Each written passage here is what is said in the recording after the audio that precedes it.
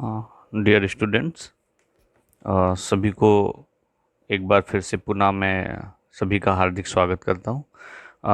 जैसा आपको पता है कि अभी हम लोगों की ऑनलाइन क्लासेस ही कंटिन्यू रहेंगी, तो इसलिए ज़रूरी है कि आप लोग जो भी पढ़ाया जा रहा है ऑनलाइन के माध्यम से उनको अच्छे से पढ़ें, क्योंकि आपका जो PT1 होगा और जो संभवतः हाफ ईयरली जो होगा वो भी ऑनलाइन ही होगा। और ये जो भी पढ़ाया जा रहा है ये दोबारा अब आपको विद्यालय में नहीं पढ़ाया जाएगा, इसलिए इनको चीज़ों को ध्यानपूर्वक पढ़ें और अपनी नोटबुक भी साथ के साथ जो है वो मेंटेन करते रहें। हम लोग पहले 5 चैप्टर कंप्लीट कर चुके हैं। दो चैप्टर सिविक्स में, 2 चैप्टर ज्योग्राफी में और 1 चैप्टर हिस्ट्री में। So today we are going to discuss about the second chapter of history, class 7, that is new kings and kingdoms. So new kings and kingdoms का मतलब है नए राजा और उनके राज्य। तो 7वीं शताब्दी के बाद जो है, जैसा हमको पता है कि आफ्टर 7th सेंचुरी जो है बहुत सारी जो डायनास्टीज़ थी वो निकल कर सामने आई। बहुत सारी राजवंश जो थे उनका उदय हुआ। और ये जो डायनास्टीज़ थी, इन डायनास्टीज़ की अगर हम बात करें तो 7वीं शताब्दी से लेकर के और 12वीं शताब्दी के बीच जो शासन करने वाले जो प्रमुख राजवंश थे, जो डायनास्टीज थी, उनको जो है जो ये मैप है, इस मैप में दिखाया गया है। सो आप इसमें देख सकते हैं आप इसमें देख सकते हैं कि जो है वो चहामनाज भी हैं, इसमें जो है वो चंदेल्स भी हैं, इसमें गुर्जर प्रतिहार भी हैं, और इसमें कामरूप भी हैं, इसमें जो है वो परामरास भी हैं, कलिंग भी हैं, राष्ट्रकूट्स भी हैं, चोलाज भी हैं, चेराज भी हैं, पांड्याज हैं। तो ये आप देख रहे हैं कि ये जो डिफरेंट जो है वो डायनास्टीज थी जिनका उदय हुआ, ये जो है डिफरेंट डायनास्टीज ने जो है शासन किया भारत में 7वीं शताब्दी से लेकर के और 12वीं शताब्दी तक। तो ये जो मानचित्र आपके सामने जो मैप आया था, सो मैप में आप जो है जो डिफरेंट डायनास्टीज हैं, गुर्जर, प्रतिहार, राष्ट्रकूट, पाल, चोल और चहामनाज या चौहान, उनका जो है वो आप निर्धारित कर सकते हैं, डिटरमाइन कर सकते हैं कि उनका एरिया क्या था। नेक्स्ट जो हमारा पॉइंट है वो है the emergence of new dynasties. तो the emergence of new dynasty की अगर हम बात करें, so the by the 7th century there were big landlords और warriors chiefs in the different regions of the subcontinent. Existing kings often acknowledged them as their subordinate or samantas. They were expected to bring gift for their king or overlords, be present at their courts and provide them with the military support. As Samantas gained power and wealth, they declared themselves to Mahamandaleshwar, Mahasamant or Mahamandaleshwar, the great lord of a circular region, and so on. Sometimes they asserted that their independence from their landlords. तो ये जो है जो 7वीं शताब्दी के आते आते स्थिति ये हो गई कि जो है बहुत सारे जो बड़े बड़े भूस्वामी और योद्धा थे वो अस्तित्व में आ चुके थे। और जो राजा थे वो राजा उनको जो है वो अपने सामंत के रूप में जो है उनको मानते थे और एक्सपेक्ट करते थे कि वो जो सामंत हैं, जो बड़े बड़े योद्धा हैं, वो राजा के लिए उपहार लाएं, राजा के राज दरबार में हाजिरी लगाएं और आवश्यकता पड़ने पर उनकी जो है वो सैन्य सहायता करें। और जब बहुत अधिक संपदा और बहुत अधिक जो है वो सत्ता हासिल हो जाती थी, तो ये जो सामंत होते थे ये अपने आप को महासामंत या महामंडलेश्वर, ये जो आप देख रहे हैं, महासामंत या महामंडलेश्वर घोषित कर लेते थे। और कई बार ऐसा होता था कि वो अपने आप को इंडिपेंडेंस फ्रॉम देयर ओवरलॉर्ड्स, जो राजा होते थे उनके राजा के आधिपत्य से जो है वो अलग जो है वो दिखाया जाता था। इसी तरीके का जो एक एग्जाम्पल है वो राष्ट्रकूट्स का है। और राष्ट्रकूट्स जो है वो डेक्कन में थे। शुरुआत में जो है वो कर्नाटक के जो चालुक्य राजा थे उनके अधीन थे, थे। 8वीं शताब्दी के मिड में, 8th सेंचुरी के मिड में जो है एक राष्ट्रकूट चीफ थे, जिनका नाम था दंती दुर्ग। उन्होंने जो है वो चालुक्य स्वामी की अधीनता से अपने आप को जो है वो इनकार कर दिया। उन्होंने कहा कि हम जो है वो चालुक्य के अधीन नहीं हैं। और जो है उन्होंने एक यज्ञ करवाया, और उस यज्ञ का जो यज्ञ करवाया उन्होंने, उसको कहा गया हिरण्यगर्भ,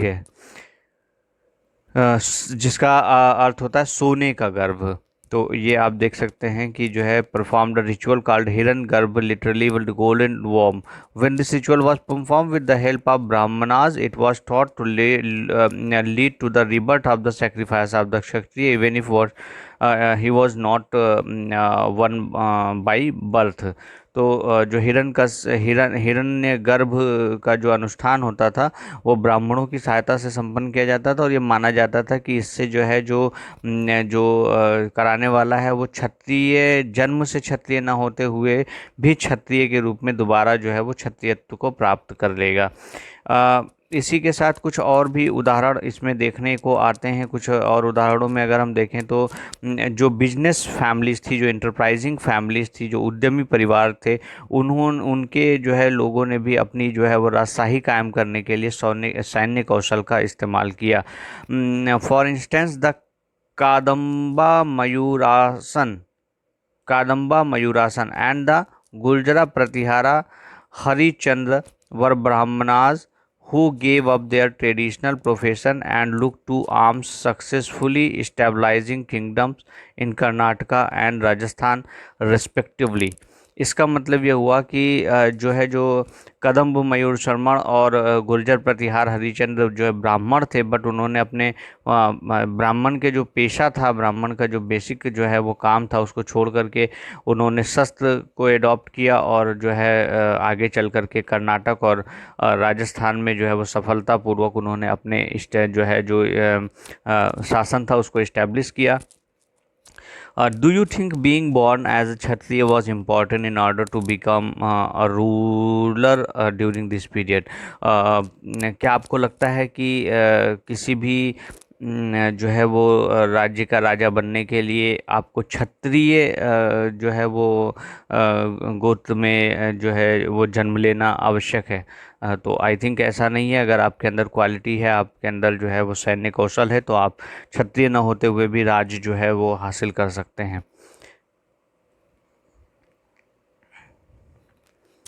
so administration in the kingdoms, अगला हमारा जो टॉपिक है वो है administration in the kingdom. Administration मतलब राज्यों में प्रशासन। जो राज्य थे, जो डिफरेंट स्टेट्स थे, उनमें किस तरीके से एडमिनिस्ट्रेशन चलाया जाता था। Many of this new kings adopted high sounding titles such as maharajadhiraja, great king और overlords of king, Tribhuvana Chakravarti, lord of the three worlds and so on. मतलब जो राजा थे डिफरेंट स्टेट्स के, उन्होंने अपने लिए बहुत सारे बहुत बड़े बड़े जो है वो नाम को, अपने नामों के आगे उपाधियां जो है वो बहुत बड़ी बड़ी उपाधियां धारण की, जैसे महाराजाधिराज, राजाओं के राजा, त्रिभुवन चक्रवर्ती, तीन भुवनों के स्वामी, यानी तीन लोकों के जो स्वामी हैं। तो इस तरीके की जो है वो उन्होंने अपना नाम रखा। However in spite of such claims they often shared power with their samantas always as with association of peasants, traders and Brahmanas. इसके बावजूद भी वो अपने जो है जो सामंत थे, साथ ही साथ जो किसान थे, व्यापारी ब्राह्मण थे, उनके साथ भी अपने सत्ताओं की साझेदारी जो है वो किया करते थे। ये जितने भी स्टेट्स थे, in each of these states resources were obtain from the producers. जो उत्पादक थे, जो किसान थे, पशुपालक थे, कारीगर थे, इनसे संसाधन जो है वो इकट्ठे किए जाते थे, और इनको अक्सर करके ये कहा जाता था कि आप अपने जो है वो जो टोटल जो प्रोडक्शन है, उस टोटल प्रोडक्शन का कुछ हिस्सा जो है वो आप जो है वो सेक्रीफाइस करिए। और सेक्रीफाइस को ये कहा जाता है कि ये जो है वो रेंट आपको देना है ना। कभी कभी इसको लगान मान करके भी वसूला जाता था, और क्योंकि जो है जो लगान प्राप्त किया जाता था, भूस्वामी होने का दावा करता था, और राजस्व जो है वो व्यापारियों से भी जो है revenue was also collected from traders. जो व्यापारी होते थे उनसे भी जो है वो कर जो है वो लिया जाता था। तो ये जो है स्टेट का सिस्टम था। और तमिलनाडु में जो शासन कर रहे थे चोल वंश के जो राजा थे तमिलनाडु में, वो 400 प्रकार के टैक्स लगाते थे। तो 400 जो the inscriptions of the Cholas who ruled in Tamil Nadu refer to more than 400 terms for different kind of taxes. मतलब 400 तरीके के टैक्स, 400 से ज़्यादा तरीके के टैक्स जो है वो चोल वंश के जो अभिलेख हैं उनमें मिला है। सबसे अधिक उल्लिखित कर है वेट्टी। वेट्टी एक कर है taken not in cash but in the form of forced labour and kadamai और लैंड रेवेन्यू। ये जो है जो कर है ये वेट्टी जो है ये नगद नहीं लिया जाता था बल्कि जबरन श्रम के रूप में लिया जाता था। और यानी आपसे ज़बरदस्ती जो है वो काम कराया जाता था, खेतों में काम कराना है या कहीं और काम कराना है तो आपको जो है उसमें ज़बरदस्ती काम करना पड़ता था, जो वेट्टी कर था। There were also taxes on thatching the house. Thatching the house means आपको अपने घर की छत डलानी है। The use of a ladder to climb palm trees. Palm trees पे आपको खजूर या ताड़ के पेड़ पर चढ़ने के लिए सीढ़ी के इस्तेमाल पर लगता था। पारिवारिक जो है जो संपत्ति होती थी उसको हासिल करने के लिए कर लगता था। इस तरीके के बहुत सारे जो है वो कर लगते थे। और ये आपको पता करना है क्या इस तरीके के कोई कर अभी भी जो है वो एग्जिस्ट करते हैं कि नहीं करते हैं। So these resources were used to finance the king's establishment as well as for the construction of temples and forts. They were also used to fight wars, which were in turn expected to lead to the acquisition of wealth in forms of plunder and access to land as well as trade routes. ये जो पैसा ये जो कर इकट्ठा किया जाता था इसका इस्तेमाल जो है वो राजशाही को चलाने के लिए, जो मंदिरों के निर्माण के लिए और जो डिफरेंट तरीके के जो है जो लड़ाइयाँ होती थी, युद्ध होते थे, उनको लड़ने के लिए इनका उपयोग किया जाता था। So in what ways this form of administration different from the present day system. आपको ये पता करना है कि जो पहले जो बताया गया उसमें और आप प्रेजेंट डे सिस्टम में ये जो एडमिनिस्ट्रेशन है इसमें क्या क्या अंतर है। The resources were use to finance the kings establishment as well as for construction of temples and forts. ये हमने आपको बता दिया कि जो है जो पैसा जो कर के रूप में लिया जाता था उसको युद्ध को लड़ने में, मंदिरों के निर्माण में, दुर्ग के निर्माण में, यानी किले जो बनाए जाते थे किले के निर्माण में जो है इसका इस्तेमाल जो है वो किया जाता था। The functionaries for collecting revenue were generally recruited from influential families and position were often hereditary.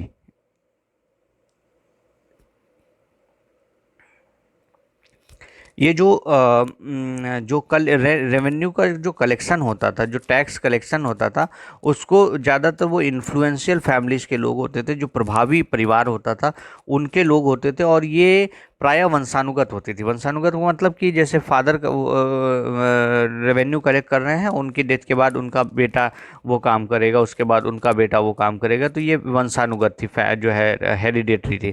This was true about the army as well. In many cases close relatives of the king held this positions.